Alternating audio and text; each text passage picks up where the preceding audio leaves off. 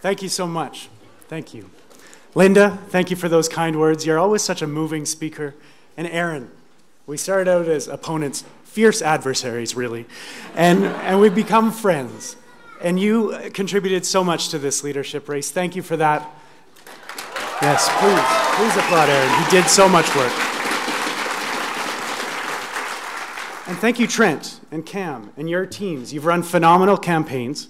We've challenged each other. We've learned from each other, and I know we'll be a great team going forward.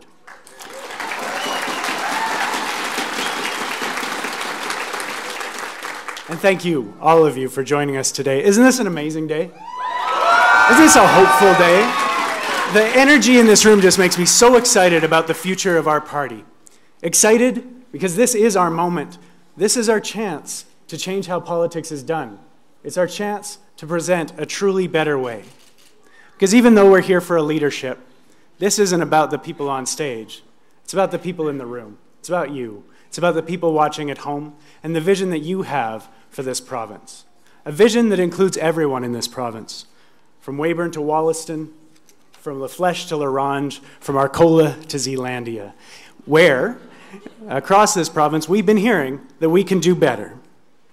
Because we know that each one of us is better off when every one of us has a chance at a better life. And that's why I'm here today.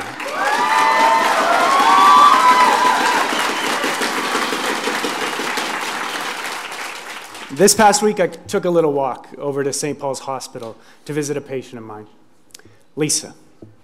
Lisa's a young woman with HIV.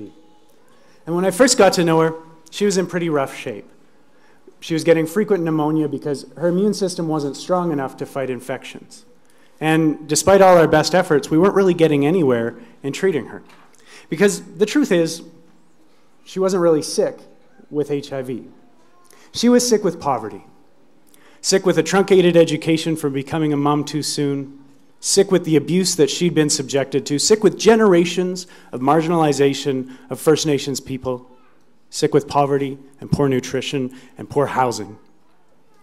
And across Saskatchewan, we've been hearing more and more stories like this, stories of growing inequality, of soaring cost of living, stories of a food system that's serving neither farmers nor families, stories of overcrowded classrooms and climbing personal debt.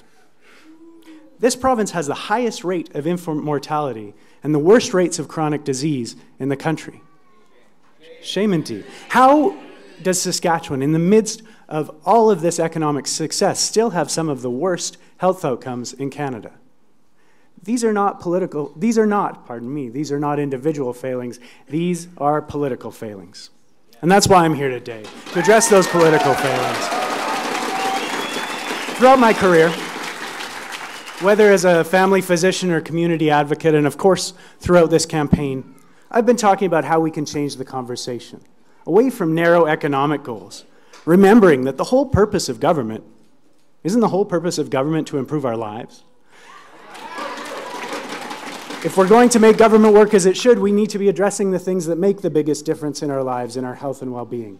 That's income and its distribution, education, housing, nutrition, employment, the wider environment. Whether I'm talking to a group of doctors or farmers, retail workers or university students, the response to this idea is always one of heads nodding in agreement. People understand this approach. It just makes sense.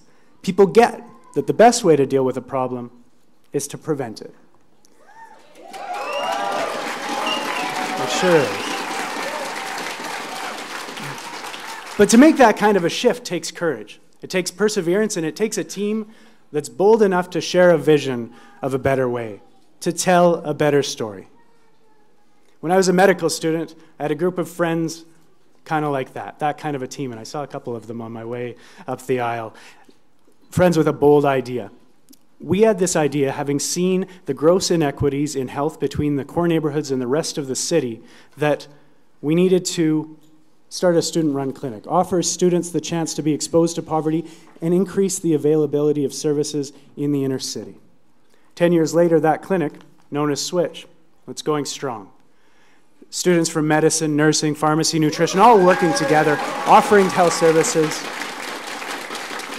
meeting community needs. It's become a model for similar clinics across the country. In fact, today you could even say it's a respected local institution. But at the time, when we first introduced the idea, it was thought to be quite radical. And as we went around pitching the idea, we'd hear one of two responses. We'd either hear, great idea, but there's obstacles A and B and C, so it'll never work. Or we'd hear, great idea. There's obstacles A and B and C. Let's think how we can overcome those obstacles. Through that experience, I learned a lot about leadership. I learned that the best leaders, they're not the ones who put up walls. They're the ones who open doors.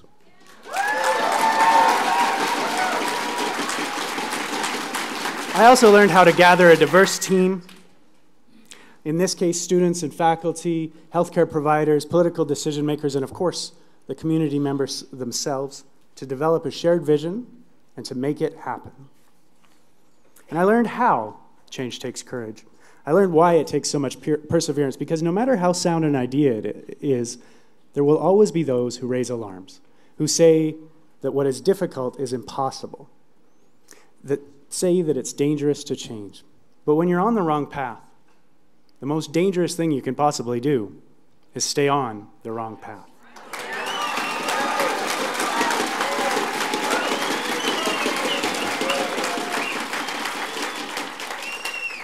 That, to me, is an important lesson for us as a party, an important consideration as we have a clear choice to make. Will we continue to do things the way that they've been done with predictably diminishing results, or will we be bold enough to be truly ourselves? Because it is only with a clear and compelling vision, it is only with that boldness to be truly ourselves that we'll mobilize our members, attract new members and supporters, and take on Brad Wall and the SAS Party. It's hard to even say that name, isn't it?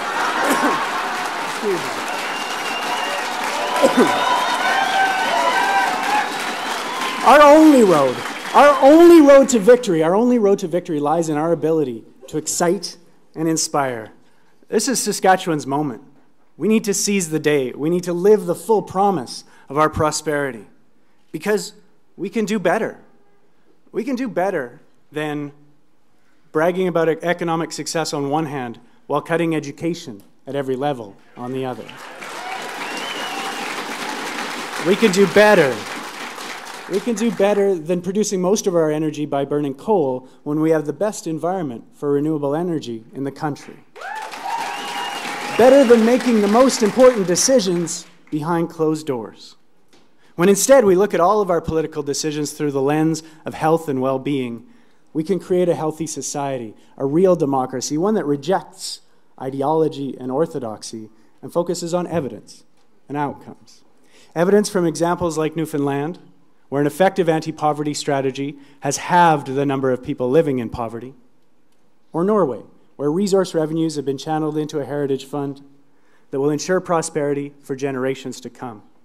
Or Calgary, where a Housing First approach recognized that if you're trying to get help with a mental health issue, or off addictions, or get work, it's almost impossible if you don't have a safe place to live. It's an investment in people that saves a fortune in public costs.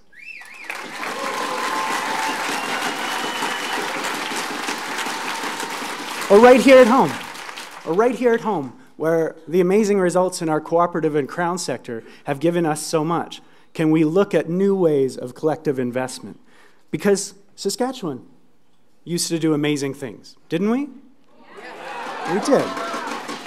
And we used to do them first. We were leaders.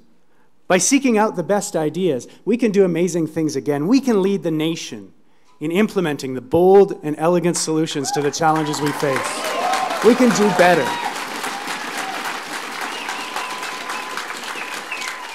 Better for all of us.